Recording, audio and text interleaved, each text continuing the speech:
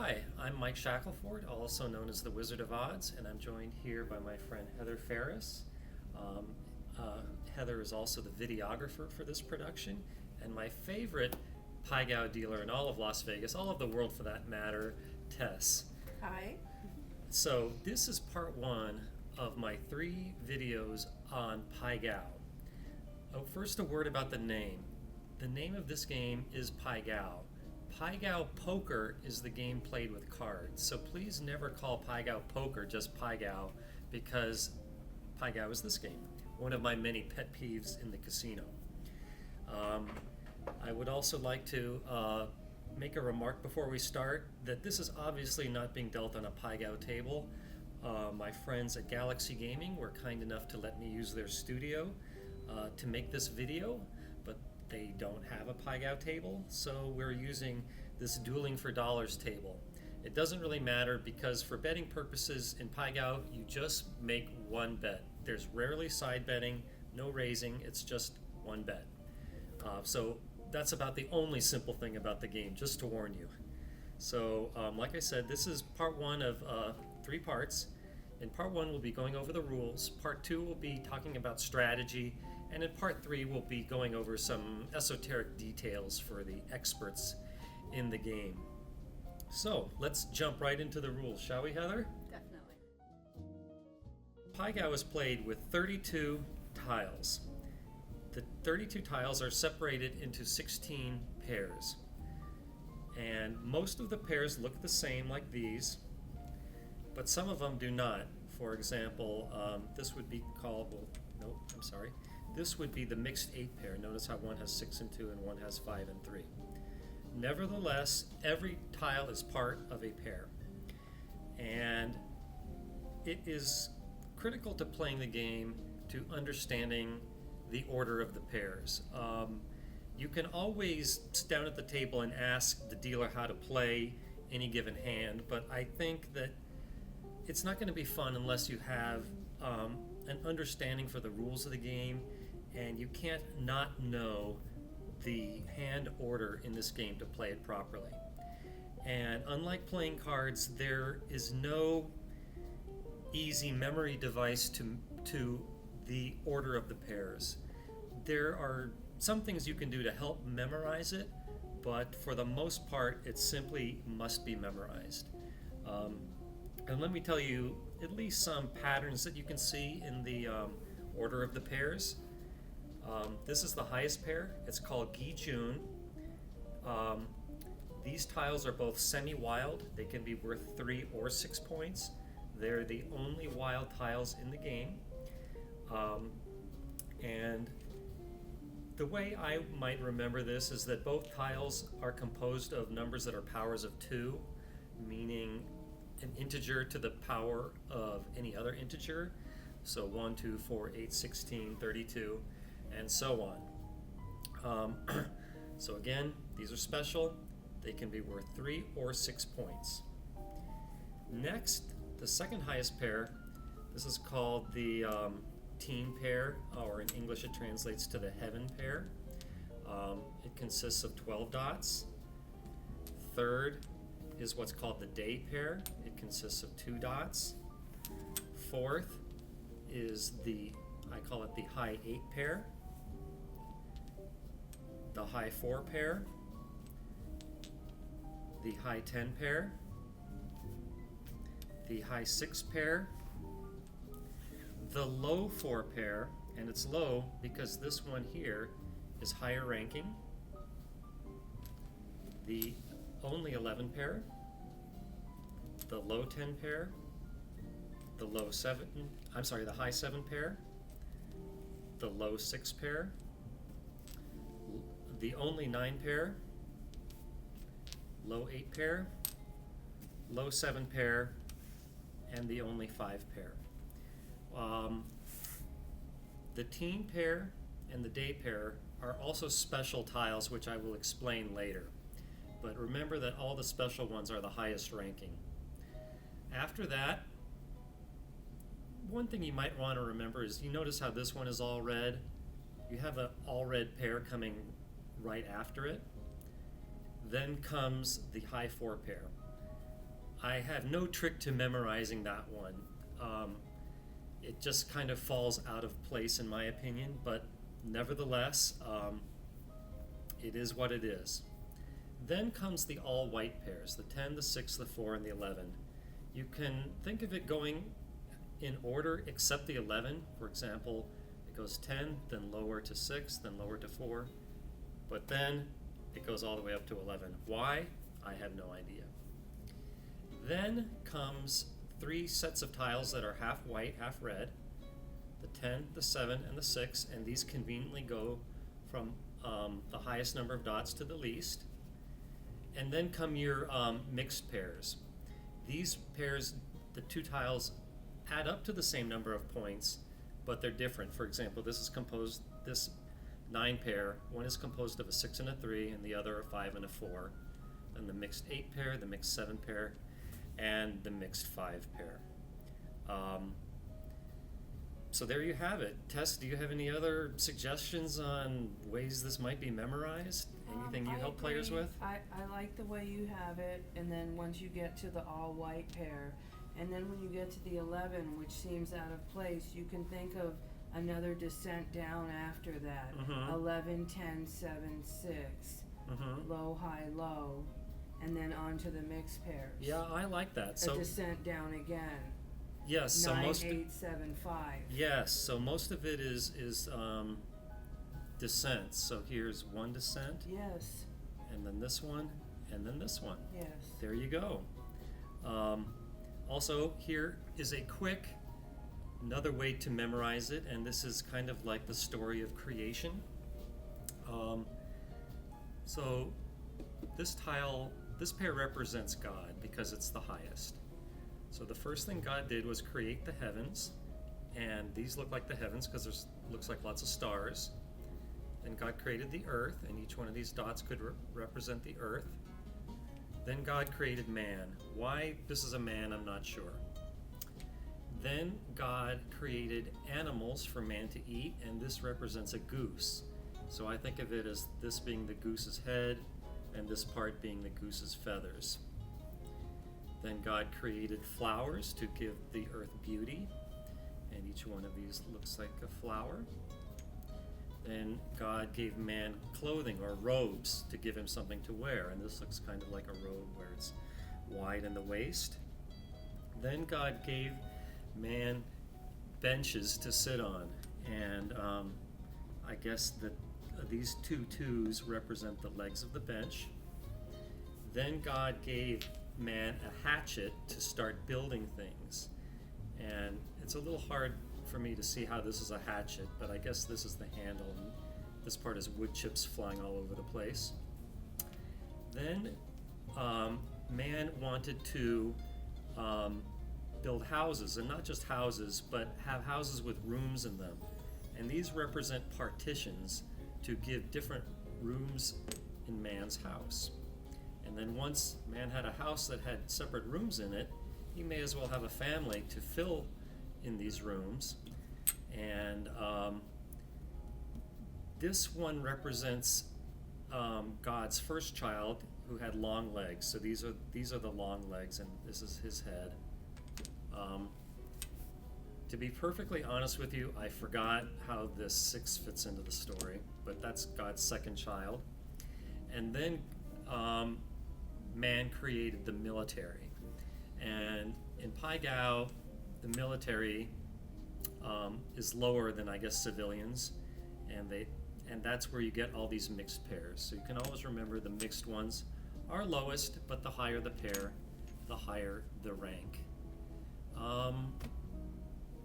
Tess, do you have anything to add to that story? No, I think you pretty well summed it up, Mike. Very good. Thank you. Have you heard that story before? I had not, yes. Okay, well, we're all learning something. Yes, we are today. So before I go further, let me explain the big structure of the game, which is similar to Pai Gow poker. Every player and the dealer will each receive 4 tiles and separate them into a 2-tile high hand and a 2-tile low hand. The player's high pair will be compared to the, high hand. The player's high hand will be compared to the dealer's high hand. The player's low hand will be compared to the dealer's low hand. So the complicated part about the rules is knowing the order of all the possible hands. So I've already gone through the highest ones, the pairs. Just below the pairs is something called a wong. And a wong, remember how I said the 2 and the 12 tile are special? Well, to make a wong, you must use either the 2 tile or the 12 tile and a 9 tile. So both of these are wongs. Just remember, 2 or 12 and a 9. Why? I have no idea. Do you know, Tess, why they introduced this rule into the game? No, Mike, I do not. I know that with this game, there are a lot of things you will never have an answer to. Yes. You just have to accept that's the way it is. It's the way the game is structured, and it is that way. Mine is not to question why. Okay, so just beneath the wongs is something similar called a gong. A gong is either the 2 or the 12, again, remember those are special, and any 8-point tile. It doesn't matter whether it's the low 8 or the high 8. This is a gong, this is a gong. I could switch these 8s around, it doesn't matter. As long as there's a 2 or a 12 tile, one of these special ones, and any 8 tile. Again, why someone in China probably 1,000 years ago thought to put in this rule, I have no idea. Nevertheless, it's there. Wongs and gongs. You can't forget them. They're a critical part of the game, and they often turn what would normally be an awful hand into a good hand. Of course, it cuts the same way for the dealer too. Yes, it does. Yes. Okay. So if you can't make a pair, a wong, or a gong, then it becomes like baccarat, where all you have to do is count the dots, and if it goes over 9, you just look at the terminal digit of the total. For example, if you had a 7 and a 6, the total is 13, it's worth 3 points. You just subtract off the 10. If you had a 10 and a 9, it's a total of 19, subtract off the 10, and it's worth 9 points. So, so just below a gong, it goes by the total number of points. The higher the number of points, the higher the score. For example, just below the gong would be 9-point hands, and just below that 8, and below that 7, all the way down to 0. And yeah, that's basically the hand order. One rule that comes into play a lot is if the player and the dealer have the same number of points, or they both have a gong, or they both have a wong, then the dealer will look at the highest tiles to break the pair. For example, if Tess had this and I had this, they're both worth 9 points, because again, you add up the dots, and well, in this case it's 19, so you subtract 10 and it's 9. Here that adds up to 9 naturally, so they're both 9-point hands. In this case, you look at the high tile to break the tie. As I just explained with the pairs, this outranks that, so that one would go to Tess. So you might be wondering, what if the highest tile still doesn't break the tie? What if you had a situation like this? In this case, the win goes to the banker. And I will talk more about banking later, but you do not look at the second highest tile. It does not matter. Although this tile outranks this one, they're both eclipsed by this higher tile, the 12 tile. So this would be a copy and go to the banker, whoever may be banking. And the player does have the opportunity to bank in this game, much like in Pai Gow poker. And fortunately, the order of the tiles for purposes of breaking ties is the same as the order of the pairs, except the Gi Jun highest pair, if you split that apart, then these tiles individually are the lowest ranking individual tiles. Why? I have no idea. Do you know, Tess? Again, there is no reason. It is that way because the game is structured that way. So there you go. Who knew? Couldn't have said it better myself. And yet another exception to the rules is if there's ever a 0-0 tie, it goes to whoever is banking, and it doesn't matter how the tiles are composed.